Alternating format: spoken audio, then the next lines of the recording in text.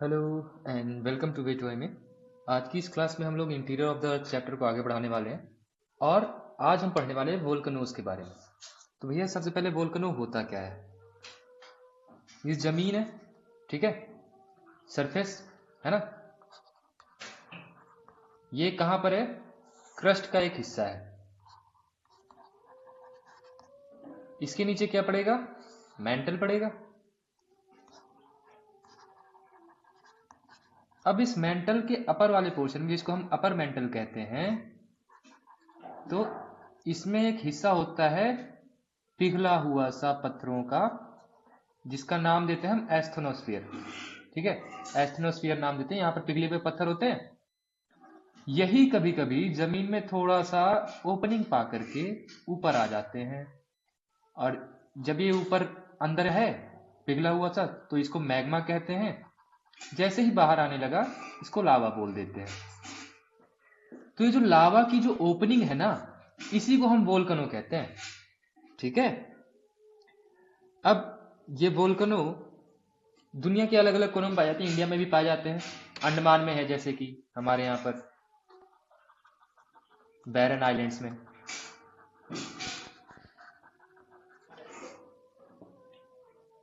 फिर बहुत सारे हवाईयन आइलैंड्स में हैं, फेमस फेमस वोल्केनोज। तो जब भी ये इरप्ट होते हैं तो इनसे निकलता है पायरोक्लास्टिक मटेरियल्स निकलते हैं। पायरोक्लास्टिक मटेरियल और कुछ नहीं, टूटे हुए पत्थरों को बोलते हैं। ठीक है, ब्रोकन रॉक्स को बोलते हैं। अब ये जो लावा है या मैग्मा है, एक तो अंदर भी है सरफेस के, है ना, और एक बाहर भी है। तो जब अंदर यहाँ पर सरफेस के लावा कूल डाउन होता है तो सॉलिडिफाई होता है, उससे कुछ स्ट्रक्चर्स बनते हैं, उनको बोलते हैं इंट्रूसिव फॉर्म्स। और जो बाहर यहाँ पे लावा सॉलिडिफाई हो रहा है तो उसको एक्सट्रूसिव फॉर्म्स बोल देते हैं। Extrusive forms of volcano, land forms. तो एक्सट्रूसिव लैंड फॉर्म्स में शील्ड वोल्केनो हमको पढ़ना है सबसे पहले, फिर cinder cone volcano. Shield volcano का एग्जांपल ये रहा। बहुत ज्यादा स्टीप यहाँ पर इसका ग्रेडियंट नहीं देखोगे, स्लोप इसका बहुत ज्यादा स्टीप नहीं है। ठीक है। वहीं सिंडर कोन वोल्केनो को देखो तो काफी स्टीप लग रहा है वोल्केनो, है ना। तो ये जो सिंडर कोन और शील्ड वोल्केनो है, ये क्या होते हैं? बेसाल्ट के बने होते हैं। बेसाल्ट क्या है? एक बहुत ही हाईली फ्लूइड लावा होता है, पतला सा, ठीक है, जो बहुत तेजी से बहता है।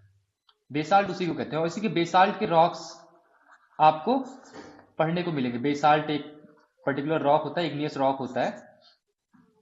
अब जैसे हमारे डेक्कन ट्रैप में ये काफी ज्यादा मिलता है, बेसाल्ट रॉक। एग्जाम्पल के लिए हम हवाईयन आइलैंड ले सकते हैं। हवाईयन आइलैंड के बहुत सारे वोल्केनोज है। शील्ड वोल्केनो में ये बहुत ज्यादा स्टीप नहीं होते हैं। इनकी एक्सप्लोजिविटी जो होती है बहुत ही कम होती है, यानी कि बहुत जल्दी एक्सप्लोजिव नहीं होते हैं, ये बहुत ज्यादा एक्सप्लोजन नहीं करते हैं। लेकिन हाँ, जैसे ही इनके अंदर वाटर चला जाता है तो ये एक्सप्लोड होने लगते हैं और इनसे निकलता है फिर लावा। अब ये लावा निकल रहा है, ओके। तो ये लावा निकल करके इसके ऊपर जमा होने लगता है ना। लेयर बाय लेयर बनता रहता है यहाँ पर, और ये लेयर इसको और ज्यादा स्टीप कर देती है। तो यही शील्ड वोल्केनो फिर बाद में चेंज हो जाता है सिंडर कोन वोल्केनो। ठीक है। अब सिंडर कोन वोल्केनो और शील्ड वोल्केनो तो एक ही पार्ट समझ लो। ठीक है, पहले शील्ड वोल्केनो था, बाद में वही सिंडर कोन वोल्केनो बन गया। इसके ऊपर का जो आप यहाँ पे देख रहे हो ना ओपनिंग, इसको बोलते हैं क्रेटर। तो ये क्रेटर जो होता है आमतौर पे ऐसा होता है कनकेव। कॉनकेव होता है, इसमें भी कॉनकेव होता है। आमतौर पे 30 से 45 डिग्री का इसमें स्लोप मिलता है। तो जो ये लावा है शील्ड वोल्केनो को, वो एकदम फाउंटेन की तरह आता है, फटता है, और टॉप कोन को एकदम सिंडर कोन में बदल देता है। आगे चलते हैं कॉम्पोजिट वोल्केनो। तो भैया ये जो होता है cooler and more viscous lava, basalt के कंपैरिजन में इरप्ट करता है, यानी कि थोड़ा ठंडा और काफी गाढ़ा।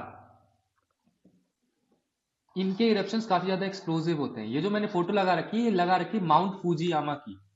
जिसने भी जापान की कैपिटल के बारे में पढ़ा होगा या फिर जापान के बारे में पढ़ा होगा तो ये फोटो जरूर देखी होगी। माउंट फूजियामा ये बहुत ही फेमस वहां का पहाड़ कह लो या वोल्केनो कह लो।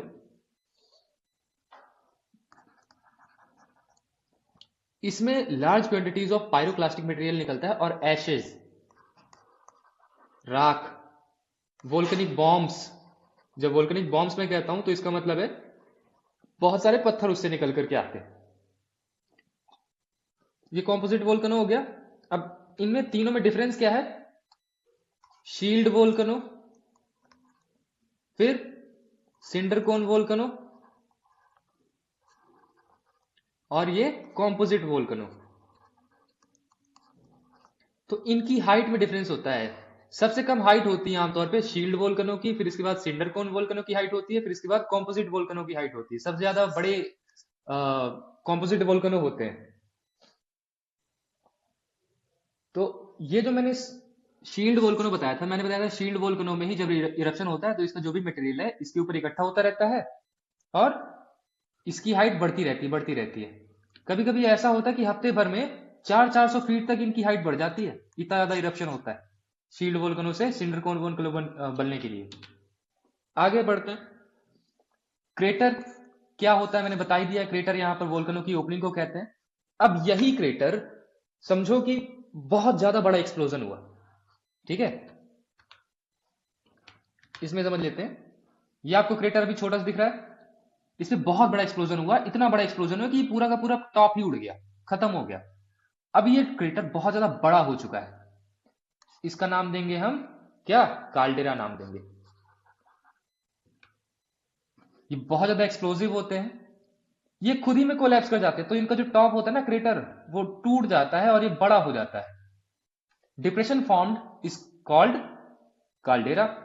जो मैग्मा चैम्बर्स होते हैं इनके काफी ज्यादा ह्यूज होते हैं और काफी पास होते हैं, इसी वजह से इनका एक्सप्लोजन बहुत ही तेज होता है। सपोज करो ये जमीन है ना, तो यहाँ पर नीचे साइड ही आसपास ही कहीं इनका मैग्मा चैम्बर होगा जहां से कि इसको लावा मिल रहा है और बहुत ज्यादा भयानक एक्सप्लोड होते हैं ये। फ्लड बेसाल्ट प्रोविंसेस क्या होते हैं? एक ऐसा एरिया जहां पर कि बहुत ज्यादा लावा फ्लो होता है। और कौन सा लावा? बेसाल्ट। बेसाल्ट जो कि थिन होता है थोड़ा सा, या फिर काफी फ्लूइड होता है। इंडिया में डेक्कन ट्रैप, जो महाराष्ट्र वाला एरिया है ना, ये महाराष्ट्र वाला जो एरिया है इधर, ये लगभग लगभग पूरे ही महाराष्ट्र को कवर करता है ये डेक्कन ट्रैप। इसमें आपको एग्जांपल मिल जाएगा फ्लड बेसाल्ट प्रोविंसेस के, इसीलिए यहां पर बेसाल्ट वाले रॉक्स बहुत ज्यादा मिलते हैं, बेसाल्ट रॉक्स बहुत ज्यादा मिलते हैं आपको। मिड ओशनिक रिजेस क्या होती हैं? जो ओशंस हैं, तो ओशंस के बीच बीच में आपको पहाड़ मिल जाते हैं। ऐसा कहा जाता है कि कई सारे पहाड़ हमारे हिमालय से भी ऊंचे हैं। सपोज करो कि जमीन के अंदर जो पहाड़ है या फिर जो पानी के नीचे जो पहाड़ है वो हमारे हिमालय से भी ऊंचे हैं। तो इनकी टोटल लेंथ लगभग लगभग 70,000 किलोमीटर से भी ज्यादा बताई जाती है। इनके बीच बीच में अक्सर यहाँ पे वोल्केनिक एक्टिविटी होती रहती है। वोल्केनिक एक्टिविटी होती है, फटते हैं, इनसे मैग्मा निकलता है, मैग्मा के साथ में बहुत सारी चीजें निकल के आती हैं। इसी तरह से यहाँ पे मैग्नीशियम नोड्यूल्स वगैरह हमको ओशन बेड पर मिलते हैं। मैग्नीशियम नोड्यूल्स अगर कोई जानता हो तो यहाँ पे आलू की तरह दिखते हैं वो, ब्लैक कलर के, ठीक है? मैग्नीशियम हो गया, मैंगनीज हो गया, जितने भी हम सी बेड से माइनिंग करते हैं ना, वो इन्हीं मिड ओशनिक रिज वोल्केनोज की वजह से ही हो पाती है।